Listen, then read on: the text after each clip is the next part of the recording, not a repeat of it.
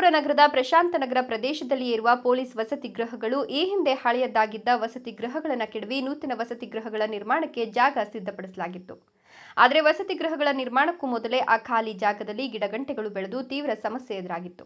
ಮಳೆಗಾಲ ಆರಂಭವಾದ ಕಾರಣ ಗಿಡಗಂಟೆಗಳು ಬೆಳೆದು ಹಾವು ಚೇಳುಗಳ ಆವಾಸ ಸ್ಥಾನವಾಗಿ ಪರಿವರ್ತನೆಯಾಗಿದ್ದು, ಇದರ ಸ್ವಚ್ಛತೆಗೆಂದು ನಗರಸಭೆ ಚಾಲನೆ ನೀಡಿದೆ. ಈ ಹಿಂದೆ ಡಾಕ್ಟರ್ ಕೆ ಸುಧಾಕರ್ ಅವರು ಸಚಿವರಾದಾಗ 2.83 ಕೋಟಿ ವೆಚ್ಚದಲ್ಲಿ ವಸತಿ ಗೃಹಗಳ ಸುತ್ತ ರಸ್ತೆ ನಿರ್ಮಾಣ, ಯುಜಿಡಿ, ಚರಂಡಿ ಮತ್ತು ಬೀದಿ ದೀಪಗಳನ್ನು ಅಳವಡಿಸಿ ಈ ವಸತಿ ಗೃಹಗಳನ್ನು ಮಾದರಿಯಾಗಿ ಮಾಡಿದರು. ಇದೇ ವೇಳೆ ಹಳೆಯದಾಗಿದ್ದ ಕಟ್ಟಡ ಕೆಡವಿ ನೂತನ ವಸತಿ ಗೃಹಗಳ ನಿರ್ಮಾಣಕ್ಕೆ ಮುಂದಾಗಿದ್ದು, ಕಾರಣಾಂತರಗಳಿಂದ ಇನ್ನೂ ಕಾಮಗಾರಿ ಆರಂಭವಾಗಿಲ್ಲ. ಈ ನಡುವೆ ಖಾಲಿ ಜಾಗದಲ್ಲಿ ಗಿಡಗಂಟೆಗಳು ಬೆಳೆದು ಸೌಂದರ್ಯಕ್ಕೆ ಧಕ್ಕೆ ಬಂದಿದ್ದು, ಇದರ ಸ್ವಚ್ಛತೆಯಿಂದ ಆರಂಭವಾಗಿದೆ. ಈ ಕುರಿತು ಮಾತನಾಡಿದ ನಗರಸಭಾ ಉಪಾಧ್ಯಕ್ಷ ನಾಗರಾಜ್, ಚಿಕ್ಕಬಳ್ಳಾಪುರದ ಪೊಲೀಸ್ ವಸತಿ ಗೃಹಗಳಲ್ಲಿ ಸ್ವಚ್ಛತೆ ಮಾಡಲಾಗುತ್ತಿದೆ. ವಸತಿ ಗೃಹಗಳ ನಿರ್ಮಾಣಕ್ಕಾಗಿ ಮೀಸಲಿರುವ ಜಾಗದಲ್ಲಿ ಗಿಡಗಂಟೆಗಳು ಬೆಳೆದು ಸಮಸ್ಯೆಯಾಗಿತ್ತು. 54 ಮನೆಗಳ ನಿರ್ಮಾಣಕ್ಕೆ ಸಿದ್ಧವಾಗಿರೋ ಜಾಗ ಇದಾಗಿದ್ದು, ಹಳೆ ವಸತಿ ಗೃಹಗಳನ್ನು ಕೆಡವಿ ನೂತನ ಗೃಹಗಳ ನಿರ್ಮಾಣಕ್ಕೆ ಸಿದ್ಧತೆ ಮಾಡಲಾಗಿತ್ತು. ನಗರಸಭಾ ಅಧಿಕಾರಿಗಳು, ಸಿಬ್ಬಂದಿ ಭೇಟಿ ನೀಡಿ ಸ್ವಚ್ಛತೆಗೆ ಚಾಲನೆ ನೀಡಲಾಗಿದೆ ಅಂತ ಹೇಳಿದರು. ಈ ಹಿಂದೆ ಡಾಕ್ಟರ್ ಕೆ ಸುಧಾಕರ್ ಅವರು ಸಚಿವರಾಗಿದ್ದು, ಮಿಥುನ್ ಕುಮಾರ್ ಅವರು ಎಸ್ಪಿ ಆಗಿದ್ದ ವೇಳೆ 2.83 ಕೋಟಿ ಅನುದಾನ ತಂದು ವಸತಿ ಗೃಹಗಳ ಸುತ್ತ ರಸ್ತೆ, ಚರಂಡಿ, ಯುಜಿಡಿ, ಬೀದಿ ದೀಪಗಳನ್ನು ಅಳವಡಿಸಿ ಮಾದರಿ ಬಡಾವಣೆ ಮಾಡಲಾಗಿತ್ತು. ಅದೇ ಸಂದರ್ಭದಲ್ಲಿ 54 ಮನೆಗಳ ನಿರ್ಮಾಣವಾಗಬೇಕಾದ ಜಾಗದಲ್ಲಿ ಈಗ ಸಮಸ್ಯೆಯಾಗಿತ್ತು. ಅದನ್ನು ಸ್ವಚ್ಛಗೊಳಿಸಲಾಗುತ್ತಿದೆ. ನಗರದ ಮೂಲಸೌಕರ್ಯಗಳಿಗೆ ಹೆಚ್ಚು ಒತ್ತು ನೀಡಲು ನಗರಸಭೆ ಸಿದ್ಧವಾಗಿದೆ ಎಂದರು. ನಮಸ್ಕಾರ. ಚಿಕ್ಕಬಳ್ಳಾಪುರದ ಪೊಲೀಸ್ ವಸತಿ ಗೃಹಗಳು ಅಲ್ಲಿ ಇತ್ತೀಚೆಗೆ ಚಿಕ್ಕಬಳ್ಳಾಪುರ ನಗರದಲ್ಲಿ ಭಾಳ ಹೆಚ್ಚು ಮಳೆ ಆಗುತ್ತಿದ್ದು, ಆ ಮಳೆಯ ಕಾರಣದಿಂದ ಪೊಲೀಸ್ ವಸತಿ ಗೃಹಗಳ ಮಧ್ಯಭಾಗದಲ್ಲಿ ಈಗಿನ ಸರ್ಕಾರದಲ್ಲಿ ಗೃಹ ಇಲಾಖೆಯಿಂದ ಸುಮಾರು 54 ಮನೆಗಳ ವಸತಿ ಮನೆಗಳ ನಿರ್ಮಾಣ ಆಗಬೇಕಾಗಿದೆ.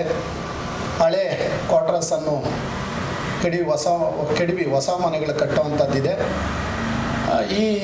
ಇಂಥ ಒಂದು ಸಂದರ್ಭದಲ್ಲಿ ಆ ಮನೆಗಳ ಕೆಡವಿದ್ದಂಥ ಜಾಗದಲ್ಲಿ ಗಿಡಗಂಟೆಗಳು ದಟ್ಟವಾಗಿ ಬೆಳೆದು ಅಲ್ಲಿ ವಾಸ ಮಾಡುವಂಥ ನಾಗರಿಕರಿಗೆ ತುಂಬ ಅನಾನುಕೂಲ ಆಗಿತ್ತು.